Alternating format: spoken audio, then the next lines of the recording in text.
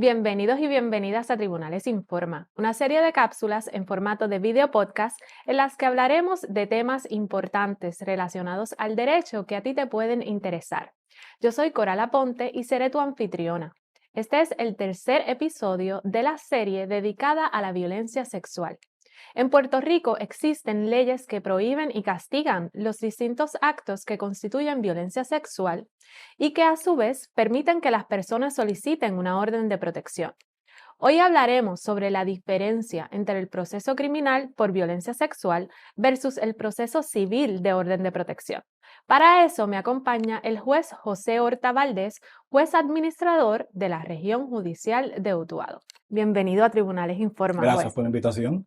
Queremos saber cuál es la diferencia entre el proceso criminal versus la orden de protección por alguna de las conductas que constituyen violencia sexual. ¿Podemos comenzar explicando cuál es ese proceso criminal? Sí, es una pregunta muy válida porque ciertamente se crea un poco de confusión en el público entre un proceso criminal y el proceso civil y crea confusión.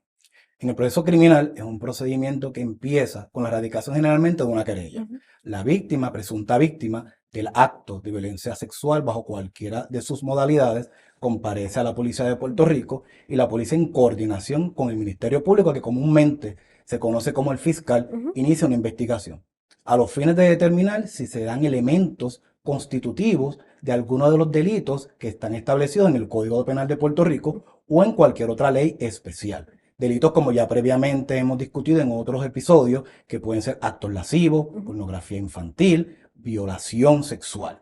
Así que una vez se establece que se dan esos elementos a base de esa investigación, ciertamente con la participación de la víctima que alega la conducta sexual, se determina si procede o no la erradicación de cargos criminales. Una vez el Ministerio Público determina erradicar cargos criminales, comparece al tribunal bajo lo que comúnmente se conoce como una regla 6, que es una vista para determinar si es probable que ese presunto agresor cometió el delito que investigó el Ministerio Público con la prueba o con el testimonio de esa víctima. Y ahí inicia un procedimiento, ¿verdad? Si se determina causa en etapas posteriores que pueden culminar con la celebración de un juicio en su fondo. Una vez se celebre ese juicio en su fondo, el Ministerio Público tiene que probar, más allá de dudas razonables, que se cometió el delito y puede conllevar en su momento restricción a la libertad de ese presunto agresor, que en otras palabras es que cumpla cárcel por los delitos imputados. A diferencia de ese proceso criminal que nos acaba de explicar, ¿qué es el proceso civil de orden de protección? El proceso civil es un proceso distinto. Es un proceso en el cual se busca que esa alegada víctima de violencia sexual pueda solicitar una orden de protección al amparo de la Ley 148 del 2015, que es la ley para proteger a las víctimas de violencia sexual. Lo que se busca es que esa persona, ¿verdad?, que entienda que ha sido víctima de violencia sexual, pueda acudir a cualquiera de las salas de los tribunales de Puerto Rico de manera presencial, pero también, ¿verdad?, es preciso aclarar que también está el procedimiento mediante videoconferencia, que es una de las iniciativas que ha tomado el Poder Judicial en los últimos meses. Una vez se expida esa orden de protección y se escuche a esa víctima por parte del juez o la jueza, esa orden de protección tiene un propósito esencial, que es garantizar que ese presunto agresor se aleje, no se acerque, no tenga ningún tipo de comunicación con la víctima, sea presencial e inclusive sea mediante métodos electrónicos como puede ser mensaje de texto o también a través de las redes sociales. Así que ese es el propósito primordial de una orden de protección. Es importante entender que no se requiere que se haya iniciado un procedimiento criminal para solicitar esa orden de protección.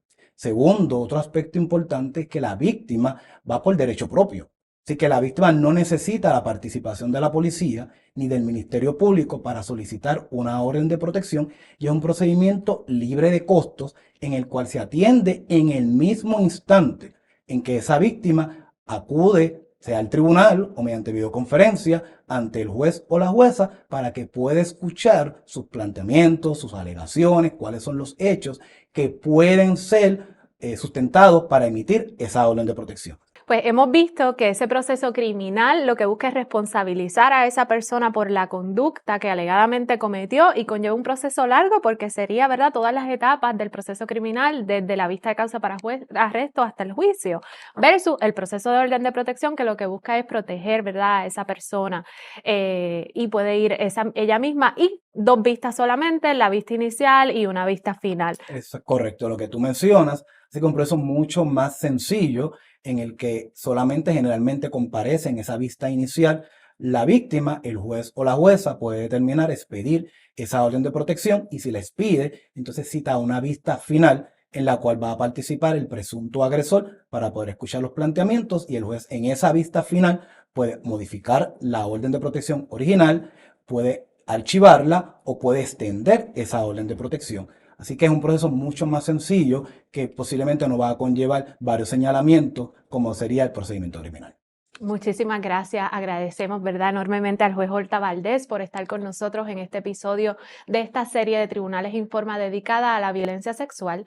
En nuestro próximo episodio hablaremos sobre el proceso para solicitar una orden de protección, precisamente bajo la ley número 148 del 2015, que es la Ley para la Protección de las Víctimas de Violencia Sexual en Puerto Rico. Hablaremos sobre cómo se hace ese proceso de solicitud. Recuerda visitar las páginas del Poder Judicial en Facebook, Instagram y Twitter. Muchas gracias por vernos. Te pedimos que compartas este video con otras personas.